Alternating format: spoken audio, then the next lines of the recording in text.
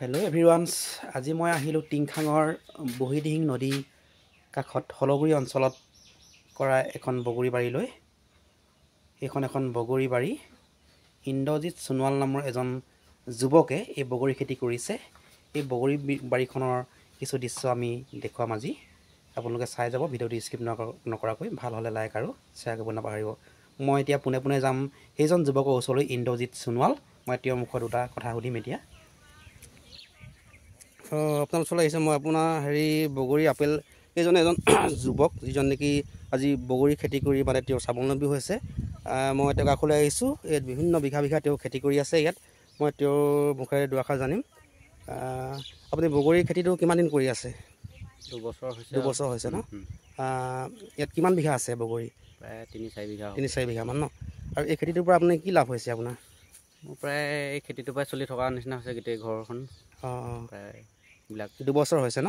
এই মানে আপোনাৰ 2 বছৰত আপোনাৰ কিমান টকা ইনকাম হৈছে?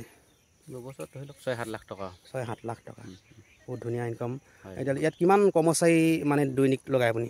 দৈনিক 7-8জন থাকে আৰু। 7-8জন থাকে ন? এতিয়া তেওঁলোকেও স্বাৱলম্বিতা এতিয়া পথ পাইছে, ঘৰখনৰ ইনকামৰ ৰাস্তা তেওঁ বিচাৰি পাইছে তেওঁলোকে। গতিকে আমি আহিলোঁ আজি সেই বগৰী বাৰী আপোনালোক চাবলৈ। বহুত দিনৰ পৰা শুনি আছোঁ বগৰী বাৰী এনেকৈ কৰিছে হলগুৰি অঞ্চলত। গতিকে আমি ৰাইজৰ মাজলৈ মানে এই ভিডিঅ'টো আমি উলিয়াই দিব বিচাৰিছোঁ, ছ'চিয়েল মিডিয়াই হওক বা ইউটিউবৰ যোগেদিয়ে হওক। গতিকে সেইকাৰণে আমি এটা সাক্ষাৎকাৰ ল'লোঁ। বা ইমানখিনি আমাক সময় দিয়াৰ কাৰণে ধন্যবাদ। আগলৈ আগবাঢ়ি যাওক তাৰ কামনা কৰিলোঁ দেই। এতিয়া মই যুৱকজনে কৰা 4 বিঘা মাটিত কৰা এই বগৰী খেতিৰ কিছু দৃশ্য মই আপোনালোকক দেখুৱাইছোঁ। ভিডিঅ'টো স্কিপ নকৰাকৈ চাব। ভাল হ'লে লাইক, কমেণ্ট, শ্বেয়াৰ আৰু চেনেলটো ফ'ল' কৰি ল'ব। এতিয়া ভিডিঅ'টো স্কিপ নকৰাকৈ চাই যাওক। এটা সুন্দৰ নিদৰ্শন দাঙি ধৰিছে হলগুৰি অঞ্চলৰ এই যুৱকজনে। আন্তঃজনভাৱে আদৰ্শ হৈ ৰওক। গতিকে আমাৰ আশে পাশে থকা যিসকল শিক্ষিত যুৱক যুৱতী আছে তেওঁলোকেও এনে এটা সুন্দৰ সংস্থাপনৰ পথ বাছি লওক। এনে হাত সাৱটি ঘৰত বহি নাথাকি এনেকুৱা ধৰণৰ বগৰী খেতিৰ নিচিনা আৰু অন্য খেতি তেওঁলোকে কৰক, আগবাঢ়ি যাওক সকলোৱে। আমি তাকেই আশা কৰোঁ। সঁচাকৈ এইটো এটা বৰ গৌৰৱৰ বিষয়, কাৰণ মানুহে পৃথিৱীত কৰিলে নোৱাৰা কাম একোৱেই নাই এই পৃথিৱীত। এতিয়া মই এইফালে তেওঁ বাৰীৰ ফালে কাম লাগি থকা মানুহ দেখুৱাইছোঁ। তেওঁ দৈনিক 6-7জনকৈ মানুহ এই কামত নিয়োজিত কৰে। আৰু এয়া তেওঁ ভিতৰৰ দৃশ্যবোৰ দেখাইছোঁ বগৰী বাৰী। আৰু তাৰ এগৰাকী মানুহৰ লগত মই কথা পাতিব বিচাৰিম। এনেই কিমান ওলায় বগৰী?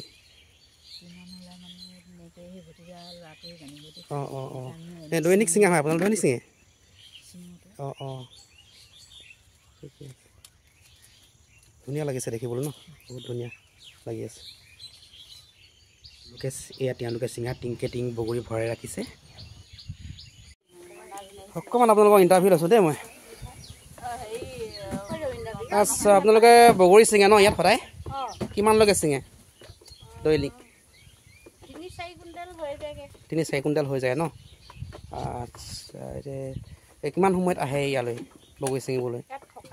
থকাই হয়? থাকিয়ে লয়? পাবা। তাৰপিছত ইয়াৰ যোগেদি আপোনালোকৰ লাভ হৈছে চাগে ন? বগৰী ছিঙা মজুৰি আপোনালোকে পাইছে, তাৰপিছত আপোনালোকৰ ঘৰখনৰ চলিবলৈও কিবা এটা হৈছে নহয় জানো? যিকোনো এটা কাম দিছে মানে এনেই থকাতকৈ ভালেই হৈছে বাৰু। কাৰোবাৰ যথেষ্ট ভাল হৈছে মানে কেলৈ তেওঁ মানে যিজন মালিক ইন্দ্ৰজিৎ সোণোৱাল নহয় জানো, তেওঁ মানে আজি এই বগৰী খেতিৰ যোগেদি আন 10জন মানুহক সংস্থাপন দিব পাৰিছে। ইতিমধ্যে আপোনালোকেও ইয়াৰ যোগেদি কিছু কাম কৰিব পাৰিছে। ইয়াৰ বগৰী ছিঙি ভাল হৈছে। আমি যথেষ্ট আগুৱাই যাবৰ কাৰণে আপোনালোকক ধন্যবাদ জনাইছোঁ। যাতে আগলৈও আপোনালোকে এনেকৈ তেওঁক সহায় কৰক আৰু তেওঁ আগবাঢ়ি যাওক তাৰ কামনা কৰিলোঁ। এতিয়া আজিলৈ ইমানেই আৰু দেই।